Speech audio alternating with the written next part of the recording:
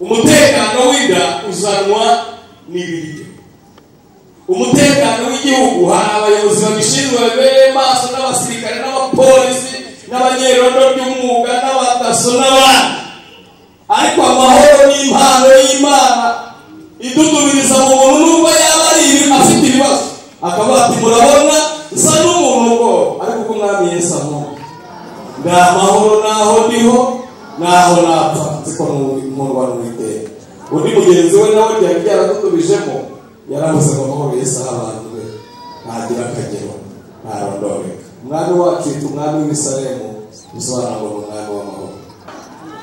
Mahoro adatangwa n'amashuri, mahoro adatangwa n'amafaranga, mahoro adatangwa no kubyara abahungu n'abakobwa, mahoro adatangwa no kurira indege, mahoro adatangwa no kunanirwa mu gihe turi kuri taye cyangwa se kubyibuha, amahoro adatangwa n'ubuzima cyangwa uburwayi, ni amahoro n'umutungo ugendanwa, ni iriba ry'amazi adudubiriza mu mutima w'umuntu kandi akumva afite amahoro asesuye. Kududubiriza bishatse gusobanura iki? Ni ibintu byinshi ariko ndavuga kimwe.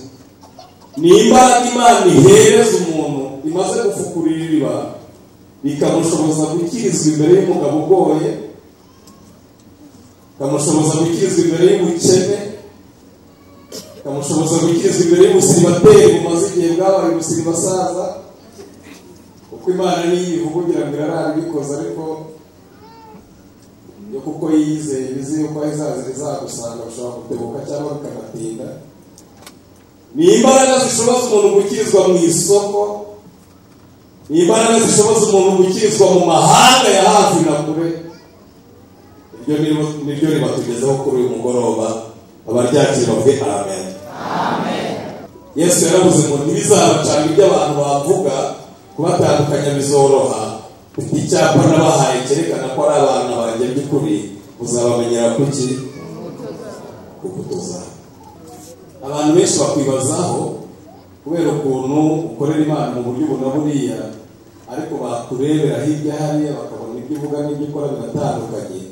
Muri aya masengesho Imana idushoboze kugera ku iriba muri uyu mugoroba, idudubiza ikadudubiza imbuto, hanyuma tutiriwe tuvuga byinshi mu bantu bazabona imbuto zacu bamenye yuko iyo twizeye ari Imana ishobora byose.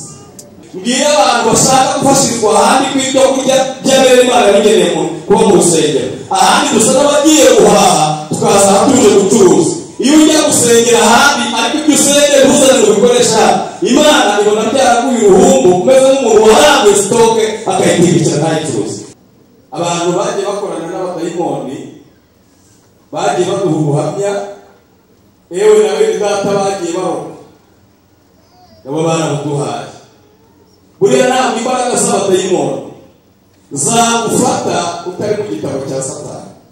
Umwami utumyeho ntabwo twababonye, tubabona ku manywa, ariko iyo tubareba tubona bagoswe n'umuriro ku rwego imbaraga zacu zitabasha kubashikira. Niba ugiye kubashika baraguhakanira bakakubwira ngo uwo muntu ntabwo tukimugira, cyangwa nawe yahoze handitse nzigo. Burya turi inzigo kwa Satani, niyo mpamvu udashakishwa amanywa n'ijoro. Ariko ndakwingingira muri Kristo wibire muri uru ruzi rw'umwuka, kwinjizamo ku rwego hari ibyagushaka.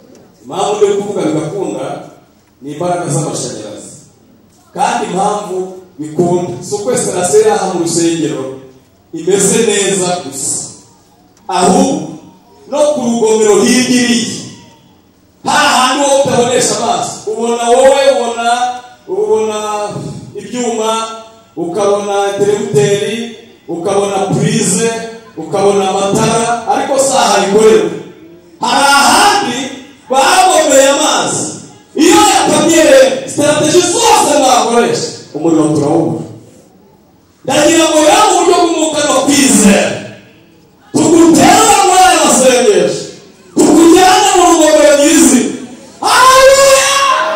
Ugenda wibanda kurwanya icyaha kitagushakisha ngo kizakubona mu bintu byambabaje n'ubu bikimbabaza. Hari abantu Imana ishaka gukura mu manegeka ikoresheje amazi y'umu kurwanya isanga ibintu ibyo ari byo byose ntikwemere kuguma kuhatura.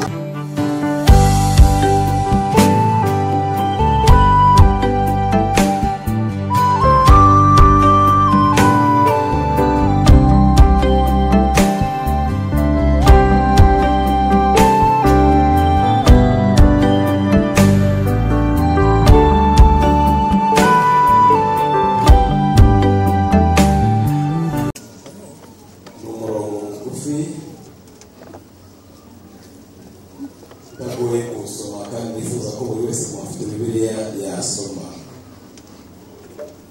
n'ubundi intego y'amasengesho muri iki gice, ariko njye nabonye nsoma imirongo yose ntabivamo, mpitamo gusoma umurongo umwe wa kangahe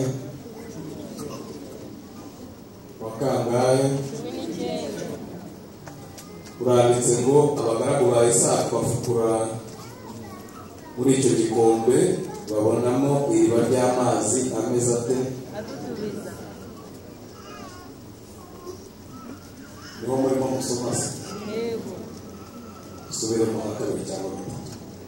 Abagaragu ba Isaka bafukura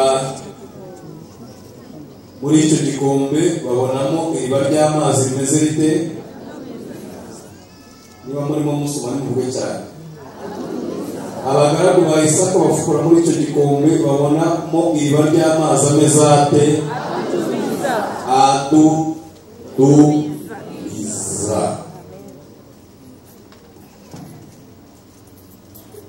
Ushobora gufata umwanya uringaniye, tugafata umwanya uhagije tukagira akazi. Nabonye ibintu ari byiza, wabyongera n'amasengesho byaba byiza cyane. Tugeze saa 10:09 kandi mfite icyifuzo cy'uko narenza saa 11 iri kuri ubu. Habaye umuntu ufite impano yo kurangara, ibyo mfite ntiyaba yabigenewe, yatwara ibyo abandi bari buzane n'ibyo abandi bazanye imbere yanjye. Tugiye kuganira ku bwoko bw'iriba ry'amazi agira ate? Munyikirize, agira ate? Adudubiza.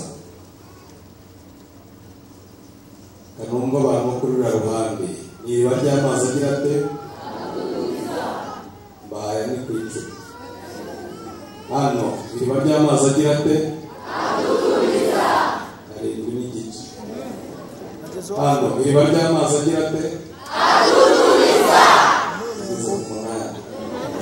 Uru ruhande iriba ry'amazi agira ate? Adudubiza. Abari imbere y'Imana twese iriba ry'amazi agize ate? Adudubiza.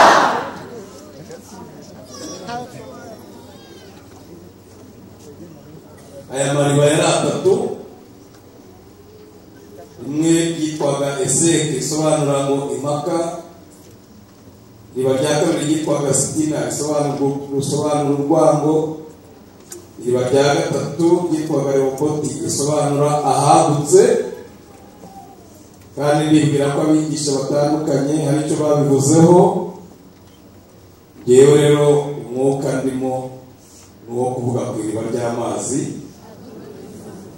Ntabwo mushima kabiri. Iriba ry'amazi agira ate? Adudubiza. Turavuga ibintu bitanu y'amazi adudubiza, hanyuma dusenge. Icya mbere, soma Yohana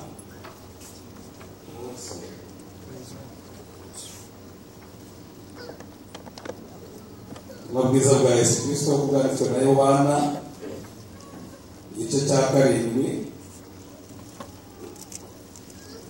Baguhe mikrofone.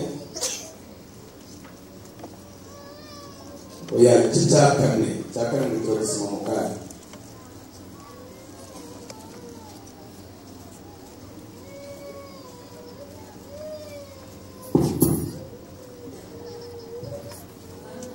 Igice cya 4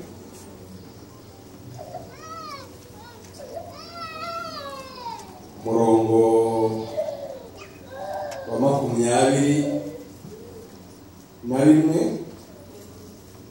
banza usomaho.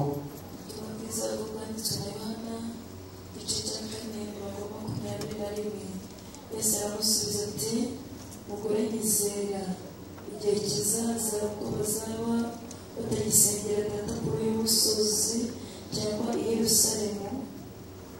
21. Dore mwebwe musenga icyo mutazi, ariko twebwe dusenga ibyo tuzi, kuko agakiza kazaza mu Bayuda. Ariko igihe kiraje ndetse kirasohoye, ubwo abasenga by'ukuri basengera Data mu mwuka no mu kuri. Simbuka usome umurongo wa 14. Aravuze ngo ariko unywa amazi nzamuha ntazagira inyota rwose iteka ryose, ahubwo amazi nzamuha azamuhindukira isoko y'amazi aduduriza kugeza mu bugingo buhoraho. Amen. ariko unywa amazi nzamuha ntazagira inyota rwose, ahubwo amazi nzamuha azamuhindukiramo isoko y'amazi agira ate aduduriza kugera ku bugingo buhoraho. abo mvugana nabo muri uyu mwanya ni abantu bakeneye ubugingo buhoraho. niba bahari batere haleluya. Amen. Ku maritari n'amatere atandukanye haciye abigisha mu byiciro bitandukanye, uyu munsi batagihari. haca abahanzi n'abahanuzi bahimbaza cyane kuruta abo twumvise n'abo twabonye, uyu munsi batagihari. haca abaririmbyi mu biterane bitandukanye n'ibindi byiciro ntabonye umwanya wo kuvuga, ariko kubera ko bari batunze amari bataduduriza kugera ku bugingo buhoraho, uyu munsi bakaba batagihari. cya kabiri, ntabwo turi buze kuraramo n'ejo ngo tuzirirwemo, nubwo twafashe umwuka akavuga ati murare tukumvira n'ejo cyangwa ejo bundi twataha, ariko ubwoko bwa mbere bw'iriba Imana icomeka mu mutima ikaduduriza kuzagera mu gitondo gihoraho.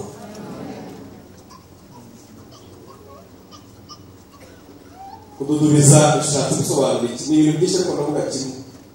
ni imbaraga Imana ihereza umuntu imaze gufukurira iriba, ikamushoboza gukirizwa imbere y'umugabo ugoye, ikamushoboza gukirizwa imbere y'umukene, ikamushoboza gukirizwa imbere y'umusiribateri bumaze igihe bwabaye umusiribasaza, kuko Imana niyo ibivuga ugira ngo irarara ibikoze, ariko yo kuko yizeye bizi yuko izaza izagusanga bishobora gutebuka cyangwa bikanatinda. ni imbaraga zishoboza umuntu gukirizwa mu isoko, ni imbaraga zishoboza umuntu gukirizwa mu mahanga ya hafi na kure. iryo niryo ribatugezeho kuri uyu mugoroba. abaryakira bavuge amen. Amen. ni Imana igucomekamo. wenda batazi iby'ijambo ry'Imana n'ubuhanuzi buri kuvuga, aya mazi twita aya wasake ni amazi yacu, ahubwo wasake duha kuko yesitaye mu miryango iwacu. iyo habaye ingorane runaka, wenda bari gukora nk'umuhanda bagafata igiti cyangwa ikindi kintu bagatema yati, nibwo umenye icyo bita kududuriza. cya kabiri, aya mazi aduduriza ikintu cyitwa imbuto. unyumva gikize iki? imbuto ni iki?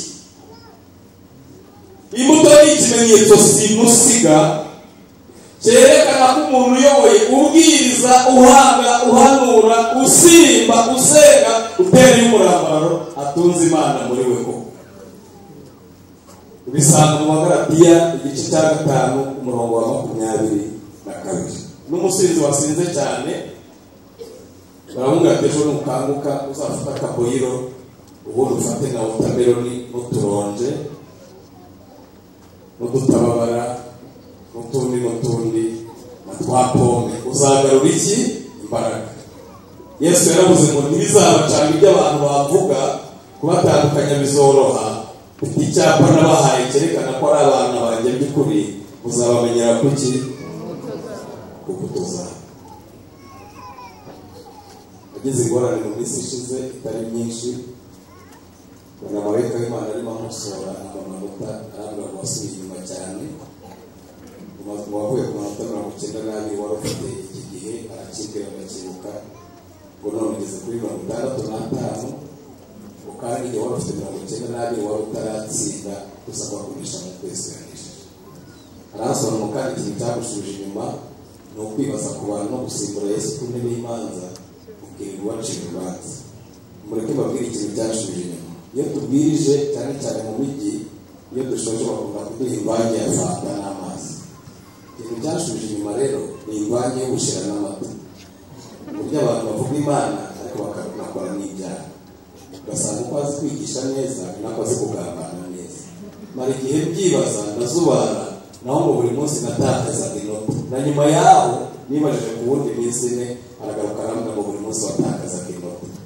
Cyakora ubwo hari ibindi nakoze nongera bamusora arambwira kugeza kuri 73 niho mperuka, ariko urumva sidasubiza ikirenge mu cyo nahoze. Abantu benshi bakwibazaho kubera ukuntu ukorera Imana mu buryo buna buriya, ariko bakurebera hirya hariya bakabona ibyo uvuga n'ibyo ukora biratandukanye. Muri aya masengesho Imana dushoboze kugera ku iriba muri uyu mugoroba, idudubiza ikadudubiza imbuto, hanyuma tutiriwe tuvuga byinshi mu bantu bazabona imbuto zacu bamenye yuko iyo twizeye ari Imana ishobora byose.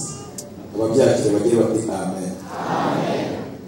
Hanyuma igice cya gatatu, iri riba ridudubiza ibitereko by'amatabaza. Niba munyumva munyikirize ngo ni ibiki?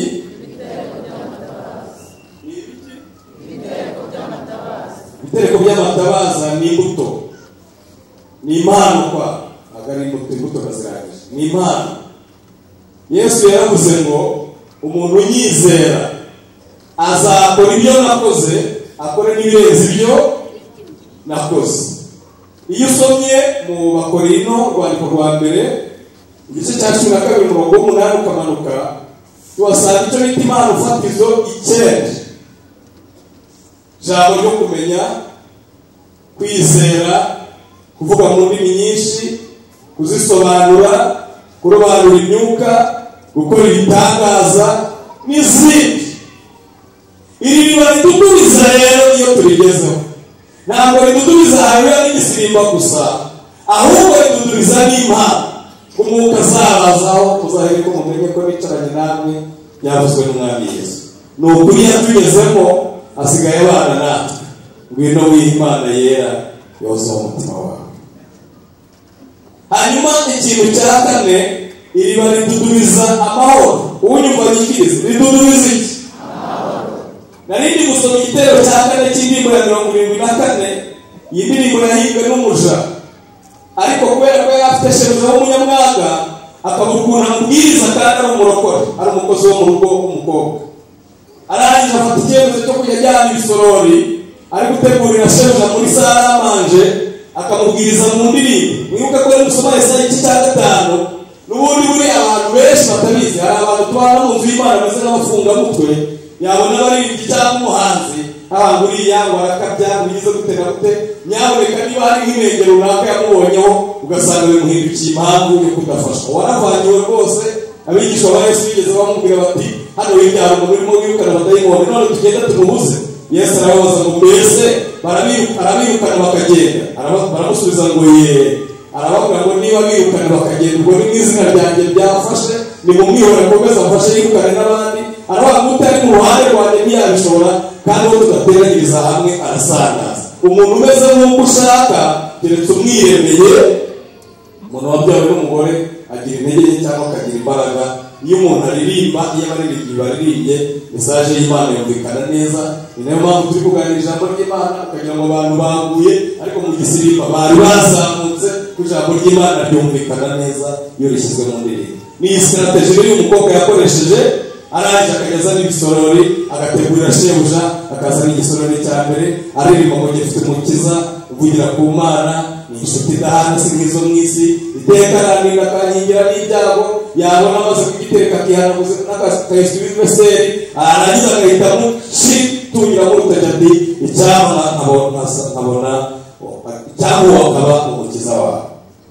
Agasubira akazana ikifiriti we nahabaye ikimuceje, ariko mu kugenda akagenda aririmba refure cyangwa yikiriza ivuga ngo nge ninginga Imana ngo ikwereke Yesu ngo mwakire nawe niko musabira. Yazana igisorori cy'ifiriti agagaruka yiruka akigera aho shebuja yicaye, agahita amutura icyaka nivuga ngo nahawe ikibanza na Data wo mu ijuru mu rugo rwera kubw'umwana we, azangezayo nawe iteka ryose, icyampa ngo nawe tuzabane. Icyatumye ahimba iki gitero akaba ari icyamutura, ni uko umugabo wari uri muri etaje yibaza ukuntu umuntu utagira n'ikibanza i Nyakariro afite ibyishimo, kandi we yandutse yasiritse, ariko akamubwira ati yewe uretse no kugira ikibanza i Kigali mfite ikibanza mu buturo bw'Imana.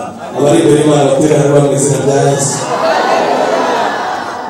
hanyuma agahita agenda akagarura ikimoga wenda cyangwa ikinyama n'urugero akaba mutuye icya gatatu kivuga ngo nzahabwa n'umwambaro mwiza wewe cyane ko ntabwo yari afite imyenda myinshi urumva yakoreraga ibihembo kandi biciriritse twabacunguye yatubikiyeyo ngagira amatsiko nk'abifuza mugenzi icyama ngo nawe uzabambara akagenda noneho akazana icyayi cyangwa akaji akaba muririmbi icya kane bitewe n'uko ngo yibazaga kuri uyu mukobwa afite amahoro nta mahoro akagira amahoro nta konte muri banki akagira amahoro aba mu nzu y'ubukode akagira amahoro ari mu isonga ariko umukobwa aramusobanura ngo ni iriba ry'Imana yakudubirije muri jyewe aravuga ngo yagira amahoro atemba nk'uruzi uri barikize ngo yatembaga nk'iki ntabwo yatembaga nk'umugezi buriya ya mvura yo mu kwa kane imanuka ikageza Nyabarongo ka Muhanda ikayambutsa Nyabarongo ikayageza hano hakurya i Nyarugenge ntabwo iba yari yaba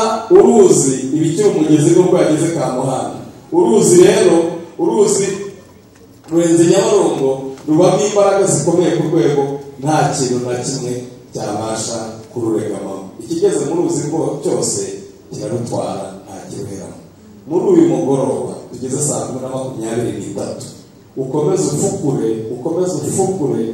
ufukure ugere ku iriba ridutumiza amahoro ntabwo ari umutekano habaho umutekano w'inda umwe batubwiraga ngo abadayimoni bose ntabwo birukanwa ngo no gusenga kugira bafite uko babishuriwe nabo hanyuma njyewe ijambo ry'Imana ryankurya amafi nkabigusosoma aho nkayihorera njyewe uko nabyakire nuko mbana n'Imana nzi ko byose byirukanwa no gusenga kuko n'urugo rurimo ibiryo abadayimoni baruza njyewe niko nabibonye mwihangane wenda ni imyumvire iciriritse njyewe ikije cyose ndasenga kuko nzi ko njya nterwa n'ibiryo bihari igaterwa n'amafaranga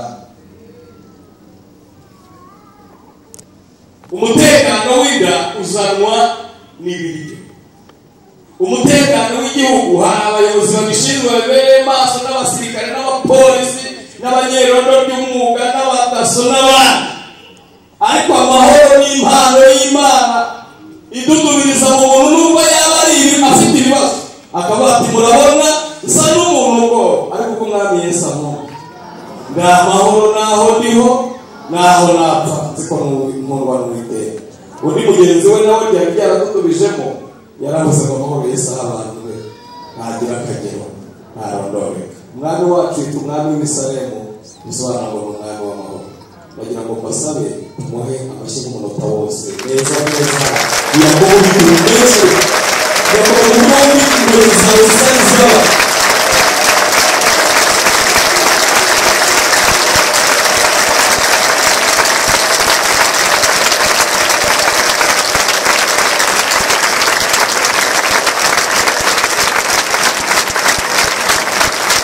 Wahamurisha ababikoze mwese Imana ibarebere ijuri ababyakire baberana kandi cyane ubuzima bwacu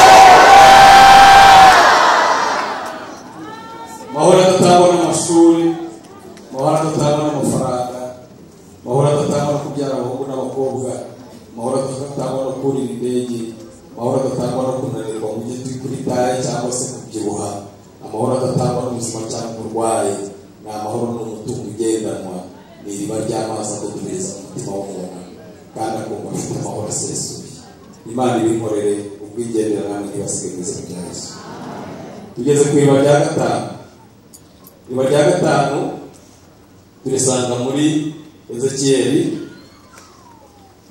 Yerusome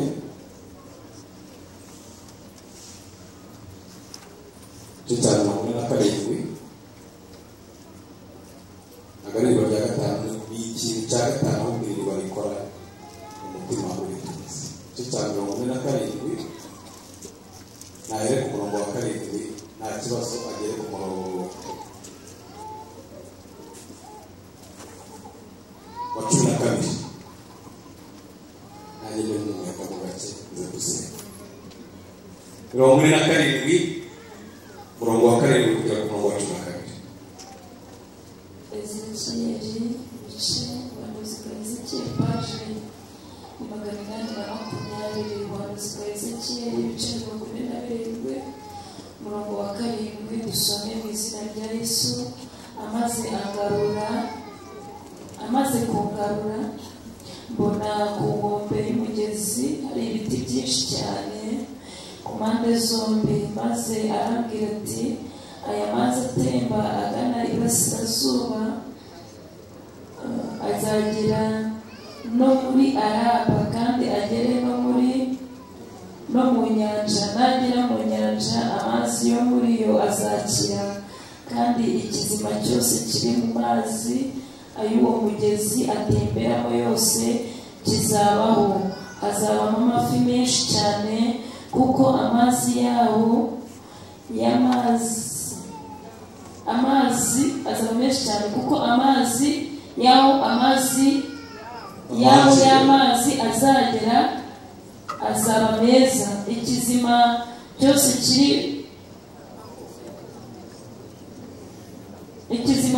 kiri aho uwo mugezi ugeze kikabaho. Abarobyi bazahagarara ku nkombe zawo uhereye muri Enigedi ukageza muri Enigurayimu. Hazaba aho kwanika inshundura. Hazabamo amafi y'amoko ataramwe nk'amafi yo mu nyanja, kandi azaba ari menshi cyane, ariko ibyondo by'isayo byaho n'ibishanga byawo ntabwo bizabonezwa, bizatabwa bibe aho umunyu. Ku nkombe z'uwo mugezi mu mpande zombi hazameramo igiti cyose cyera ibiribwa, ibibabi byacyo ntabwo bizuma, n'amatunda yabyo ntabwo azabura. Bizajya byera uko ukwezi gutashye, kuko amazi yaho azaba mu buturo bwera. Amatunda yabyo azaba ibyo kurya, nabyo ibibabi byabyo bibe umuti uvura. Imana ihimbaza. Turabikora twihuse twongere dusome. Haranditse mu mazi agarura ku nkombe y'umugezi hari ibiti byinshi cyane mu mpande zombi. Maze arambwira ati aya mazi atemba agana iburasirazuba azagera no muri Araba kandi agere no mu nyanja. Nagera mu nyanja amazi yo muri yo azakira, kandi ikizima cyose kiri mu mazi uwo mugezi uzatemberamo cyose kizabaho. Hazabamo n'amafi menshi cyane, kandi amazi yaho azagera aho amazi azagera azaba meza. Ikizima cyose cyo muri uwo mugezi ugeze kizabaho. Abarobyi bazahagarara ku nkombe zabo uhereye Enigedi ukagera muri Enigurayimu. Hazabaho kwanika inshundura. Hazabamo amafi y'amoko ataramwe mu nyanja, kandi azaba ari menshi cyane, ariko ibyondo by'isayo byaho n'ibishanga byaho ntabwo bizabonezwa, bizatabwa bibe aho umunyu. Ku nkombe y'uwo mugezi mu mpande zombi hazaba igiti cyera ibiribwa, ibibabi byacyo ntabwo bizuma, n'amatunda yabyo ntazabura. Bizajya byera uko ukwezi gutashye, kuko amazi yaho azaba mu buturo bwera. Amatunda yaho azajya kurya, nabyo ibibabi byabyo bibe umuti uvura. Imana ishimwe cyane. Iri biba ritutumiza icya gatanu, ritutumiza ubwihisho. Ndavuga mu nyikirije iki? Iyo usomye umurongo wa mbere ubona ko igitondo kimwe Ezekiyeli yagize umugisha udasanzwe, ngo aba mu mwuka, ijwi riramubwira ngo sohoka. Agisohoka ngo abona umugezi utemba kuva mu rusengero. Mbwira abantu bashaka gufashirizwa ahandi ku ibyo kurya by'abera Imana yabigeneye kuba mu rusengero. Ahandi gusa n'abagiye guhaha tukaza tuje gucuruza. Iyo ujya gusengera ahandi ariko ibyo usengera ntuzane ngo bikoresha, Imana ibona byaraguye uruhumbu umeze nk'umuntu warambuye sitoke akayitibikira ntayicuruze. Ezekiyeli ngo akebuka arareba, ngo agiye kubona umugezi uturutse mu rusengero. Ngo marayika aravuga ngo ngaho vogera. Aravogera ngo agerwa mu bugombambari. Reka amagara nk'umuntu wese yambona. Mu bugombambari ni ahangaha. Aravogera ngo agera mu mavi. Biramubwira ngo arakomeza agerwa mu bikenyeri. Baravuga ngo wihagarike. Arakomeza agerwa mu mabere. Baravuga ngo wihagarike. Aravuga ngo hoya, none ntabwo byakunda, ubaye umugezi undengeye ntabasha kuhagesha amaguru. Icyo cyatumye abamuririmbyi aririmba ngo reka amazi y'ubugingo antembemo, reka mwuka wera bari mu ganza, mu bigora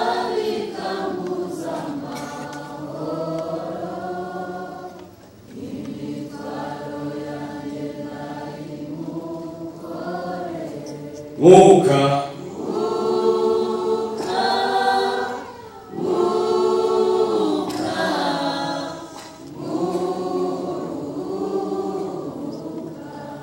Yesu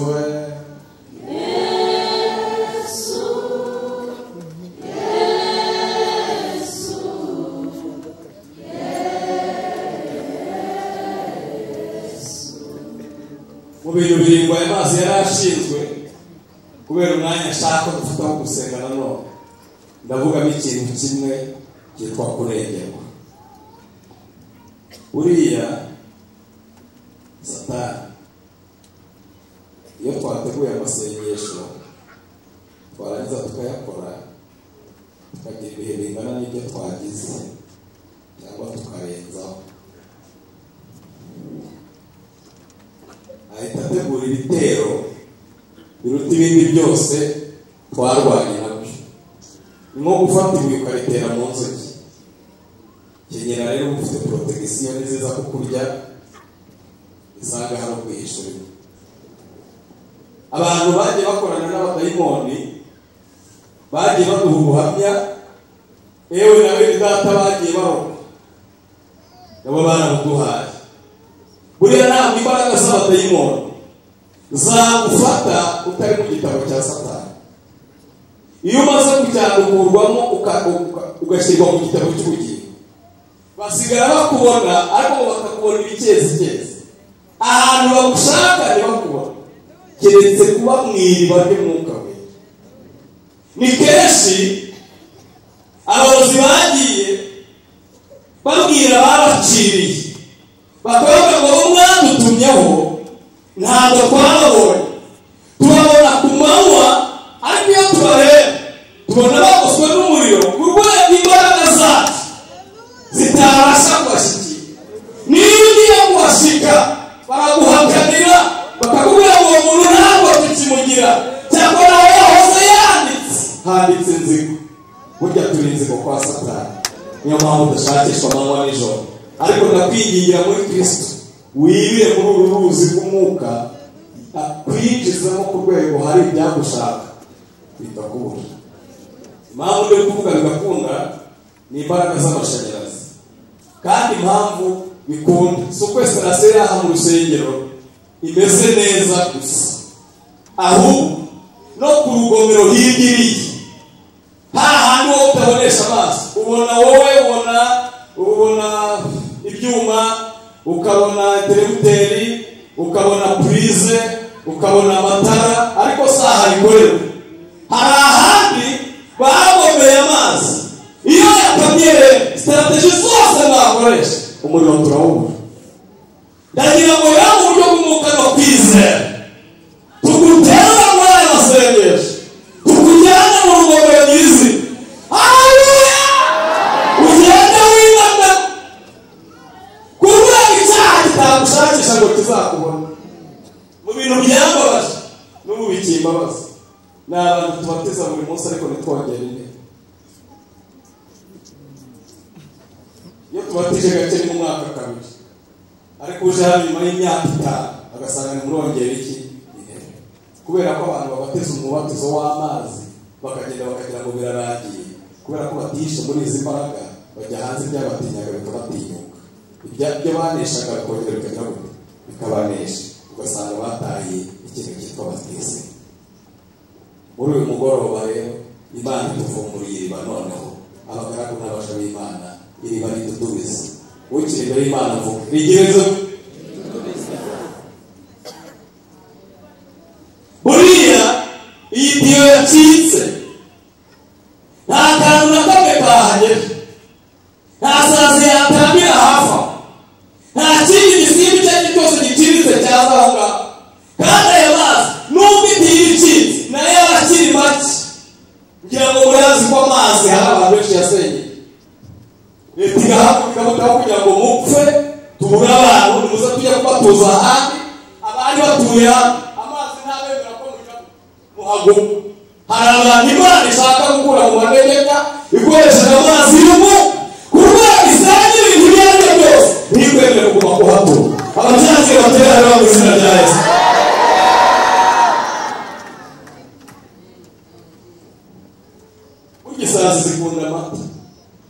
ariko uzaca munsi y'ishyushyu urebe ko hari isazi igera hafi aho ngaho.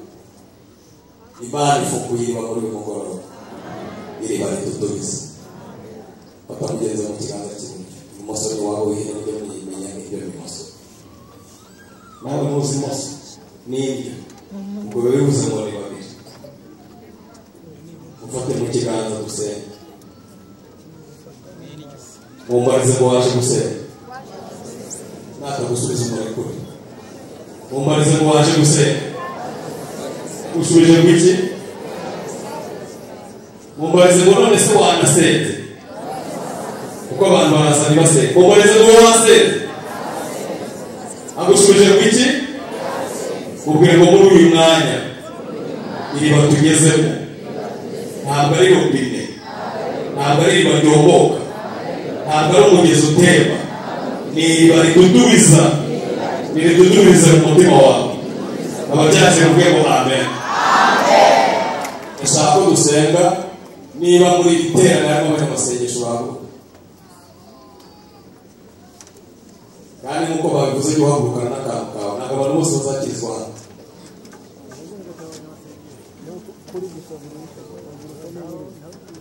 Sawa, muzane ibintu byanyu muze gusenga. Tugiye gusaba Imana nyir'ijuru ibi bintu byose uko ari bitanu bidudubirize mu mitima yawe. Mu izina ryanjye igere hano imbere dusenga. Niba hato muzamuke kuri altari. Njyewe nitisha iminota 21 gusenga. Uhita ushyira amavi hasi nugeraho dusengere, abandi muraba muhagaze. Ni abanyamasengesho bonyine twavuze, abantu basanzwe bafite ukuntu basenga, bakaba bashinzwe amasengesho mu makorali, bakaba bashinzwe amasengesho mu itorero cyangwa ahandi ukamuzi ko uri umunyamasengesho, niba barimo babanza kuza babaha umwanya muze tugiye gusenga. Barabikora ntabwo babivuga, bifite abahanga mu bintu bijyanye no gutondagura amasengesho, ariko noneho tugiye kuyakora.